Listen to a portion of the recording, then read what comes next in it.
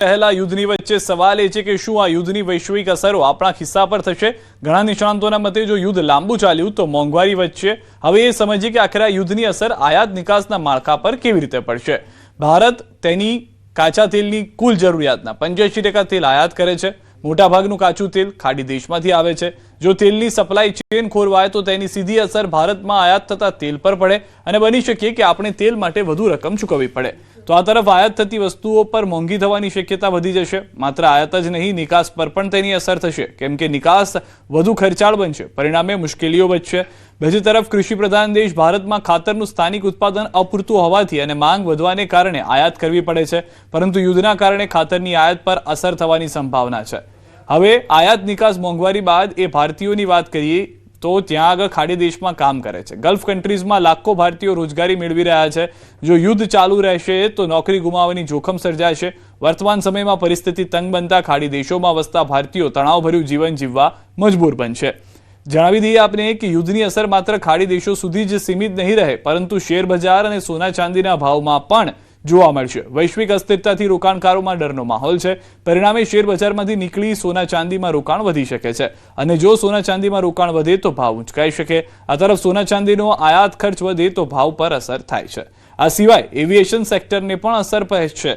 યુદ્ધના કારણે air route બદલવા પડશે, જેથી ખર્ચ પણ વધશે। એર ટિકિટના દર વધી શકે, કાર્ગો દરમાં પણ વધારો થઈ શકે છે। હવે સમજીએ કે ખાડી દેશોમાં ચાલી રહેલા યુદ્ધની આયાત અને નિકાસ થતી વસ્તુઓ પર અસરના સંભવિત કારણો કયા કયા છે। તો અત્યારના ખાડી દેશોમાં યુદ્ધ આપણને ધંધે લગાડશે, કારણ કે આયાતી વસ્તુ કાચું તેલ, LNG કુદરતી, સૌથી પહેલા કાચું તેલ છે તો કાચા તેલથી યુદ્ધની સપ્લાય ખોરવાશે, ભાવ વધશે। LNG અને કુદરતી ગેસ શિપિંગ પર જોખમ છે, તેના કારણે પણ ભાવ વધી શકે છે। પેટ્રોકેમિકલ્સ, રિફાઇનરી અને એક્સપોર્ટને અસર સંભવ છે। ખાતરમાં ગેસ મોંઘો થશે, સ્વાભાવિક રીતે તેની અસર થશે। સોનું જે છે તે સુરક્ષિત રોકાણ હોવાને કારણે ડિમાન્ડ વધશે તો ભાવ વધી જશે તેના। અને ખજૂર ડ્રાયફ્રૂટમાં પણ પરિવહન ખર્ચ વધશે, કારણ કે જે દરિયાઈ વિસ્તાર જે છે, અરેબિયન સી જેને આપણે કહીએ છીએ, તેમાં ઈરાન અને બાકીના ખાડી દેશો વચ્ચેનું યુદ્ધ છે તો તેની અસર જોવા મળશે। હવે નિકાસથી વસ્તુઓ જેમ કે ભારતમાંથી શું જાય છે, હીરા રત્ન દુબઈ હબ છે, ડિમાન્ડ ઘટી શકે છે, કારણ કે ત્યાં આગળ લોકો પાસે અત્યારના ખરીદવાની શક્યતા ઘટી જાય છે। યુદ્ધ થાય છે, પરિસ્થિતિનું નિર્માણ થાય છે। જ્વેલરી, સોનું મોંઘું થઈ રહ્યું છે, પ્લસ ખરીદી ઘટશે, કારણ કે ત્યાં આગળ ખરીદ શક્તિ ઘટે તેવી પણ શક્યતાઓ છે। બાસમતી ચોખા, ખાડી દેશોનો મુખ્ય બજાર જે છે તે બાસમતી ચોખા ભારતમાંથી તેઓ લે છે, તેના પર અસર પડશે। તેની સાથે માંસ, પરિવહન મોંઘું પડી શકે છે, જે દરિયાઈ રૂટથી જતું હતું, હવાઈ સફરો લોકોની બંધ થઈ રહી છે, એરપોર્ટ બંધ થઈ રહ્યા છે, તેના કારણે તે મોકલવું પણ મુશ્કેલ થતું જશે। દવાઓ, ચૂકવણી, સપ્લાય ચેન ખોરવાઈ શકે છે, કારણ કે કેટલી બધી મેડિસિન્સ એવી છે, ડ્રગ્સ એવા છે કે જે ભારતથી મોકલવામાં આવતા હોય છે ખાડી દેશોમાં, તો તે સપ્લાય ચેનના કારણે અસર થશે। કપડાં છે, જેમ કે સ્થાનિક બજાર મળવું મુશ્કેલ છે, ત્યાં આગળ અત્યારના જેટલા મોટા પ્રમાણમાં આપણે એક્સપોર્ટ કરી રહ્યા છે, નિકાસ કરી રહ્યા છે, તેને લઈને અસર થશે। અને એન્જિનિયરિંગ માલ, વિવિધ વસ્તુઓ એવી છે કે પ્રોજેક્ટ જે મોકલી રહ્યા છે, જેમ કે મોટાભાગની દુબઈની બસો આપ જોશો તો ભારતીય બનાવટની બસો છે, અશોક લેલેન્ડ છે, ટાટા છે, જેનો ઉપયોગ કરવામાં ત્યાં આગળ આવતો હોય છે, તો એ બધી વસ્તુઓ પર પણ તેની અસર જોવા મળશે। ચરમસીમા પર છે। આવી યુદ્ધ જેવી પરિસ્થિતિને કારણે લોકોને રોકાણકારો ડરી ગયા છે। આ આંતરરાષ્ટ્રીય અશાંતિ અને યુદ્ધ જેવી પરિસ્થિતિને પગલે સુરક્ષિત રોકાણ તરીકે કિંમતી ધાતુઓની માંગમાં ઉછાળો આવી શકે છે। તો હાલ આ યુદ્ધની પરિસ્થિતિની સીધી અસર ભારતીય બજારો પર કેવી રહેશે તે જાણીએ। તો પહેલો ફટકો એ પડશે ટુરિઝમ ઉપર, કારણ કે જેટલા પણ યુરોપના દેશો ભારત આવતા હતા તો એ બધે વિમાનોની અવર જવર મિડલ ઇસ્ટમાંથી થતી હતી, ખાડીના દેશોમાંથી થતી હતી। હવે એમને લાંબો રૂટ કરવો પડે, એટલે પ્રવાસન ક્ષેત્ર ઉપર પહેલી તો અસર એ પડે। બીજી અસર પડે ઓઇલ ઉપર। આજે પણ ભારત પેટ્રોલિયમ પેદાશ આયાત કરે છે, અને એ બધું સમુદ્ર માર્ગે થાય છે। 90% વધારે પેટ્રોલિયમ પેદાશો સમુદ્ર માર્ગે આવે છે, પાઇપલાઇનથી ઓછી આવે છે।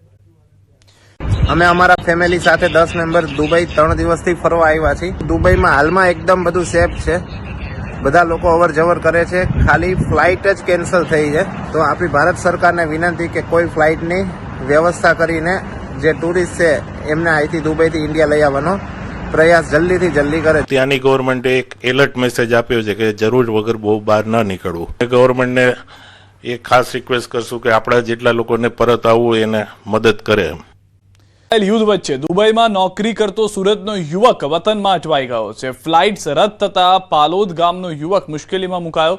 3 સપ્તાહ પહેલા રજા પર વતન આવ્યો હતો યુવક મોઇઝ શેખે દુબઈની ગંભીર સ્થિતિની મિત્રો સાથે મેળવી માહિતી. દુબઈની કંપનીમાં નોકરી કરતા મિત્રોએ ભારતમાં સુરક્ષિત રહેવા સલાહ આપી છે. તો દ્રશ્યોમાં પણ આપ જોઈ રહ્યા છો જે રીતની પરિસ્થિતિ દુબઈની છે, ખાડી દેશોની છે. કેટલાક લોકો ત્યાંના જે વતની છે અથવા ત્યાંના જે સ્થાનિકો છે તે અત્યારના ગુજરાતમાં છે, જે ગુજરાતમાંથી જઈ નથી શકતા. તો તેમના મિત્રો તરફથી પણ એ જ સલાહ આપવામાં આવી રહી છે કે જે અત્યારના ખાડી દેશોમાં કામ કરી રહ્યા છે કે ભાઈ તમે ભારતમાં છો, ગુજરાતમાં છો તો ત્યાં જ રહો, સુરક્ષિત છો ત્યાં આગળ આપ. હું છેલ્લા 3.5 વર્ષથી દુબઈની અંદર રિયલ એસ્ટેટમાં કામ કરું છું. હું અઠવાડિયા પહેલા વતન પરત આવ્યો હતો અને હાલ હવે 2 દિવસની અંદર જવાની તૈયારી હતી. ત્યારે ગઈકાલે જે રીતની પરિસ્થિતિ સર્જાઈ છે, જે ઈરાન દ્વારા જે મિસાઇલો છોડવામાં આવી રહી છે, જેને લઈને મારા મિત્ર સાથે ચર્ચા કરવામાં આવી. મિત્રને ફોન કર્યો હતો, તેણે જણાવ્યું હતું કે અહીંયાની પરિસ્થિતિ બહુ કફોડી છે અને તમે દુબઈ આવવાનું ટાળજો. અને ત્યારબાદ જાણવા મળ્યું કે તમામ ફ્લાઇટો પણ રદ કરી દેવામાં આવી છે. ઈરાન ઇઝરાયેલ યુદ્ધ વચ્ચે મામલે તણાવની પરિસ્થિતિ છે, જેના કારણે રાજકોટના 8 થી 10 લોકો દુબઈમાં ફસાયા છે. આ તણાવને કારણે ખાડી દેશોમાં એરસ્પેસ બંધ કરી દેવામાં આવી છે. ત્યાંની સરકાર દ્વારા ઇમરજન્સી એલર્ટ પણ જાહેર કરવામાં આવ્યું છે અને કામ વગર ઘરની બહાર ન નીકળવા સૂચના અપાઈ છે. હાલ પરિસ્થિતિને લઈને પરિવારજનોમાં ચિંતા વધતી જાય છે અને તેઓ તાત્કાલિક તેમને સુરક્ષિત રીતે ભારત પરત લાવવા માંગ કરી રહ્યા છે.